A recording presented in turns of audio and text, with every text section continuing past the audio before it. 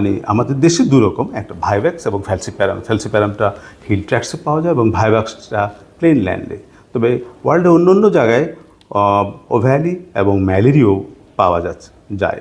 তো আমরা দেখতে পেলাম যে ম্যালেরিয়া ফিভার যে আসে, এটা 3টে স্টেজ। একটা হচ্ছে কোল্ড স্টেজ, উনি বলেছেন।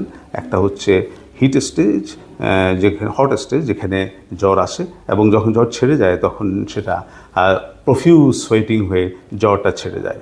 এবং কমপ্লিকেশন অফ ম্যালেরিয়া আমরা দেখতে পেলাম যে diarrhoea, calf, severe anaemia, acute kidney injury এবং মেটাবলিক অ্যাসিডোসিস, হাইপোগ্লাইসিমিয়া, আনকনশাসনেস এবং convulsion, acute pulmonary oedema, pneumonia, acute circulatory failure, এইগুলো এবং কলাপস, সার্কুলেটরি কলাপস হতে পারে এবং লিভার ডিসফাংশন হতে পারে, জন্ডিস হতে পারে।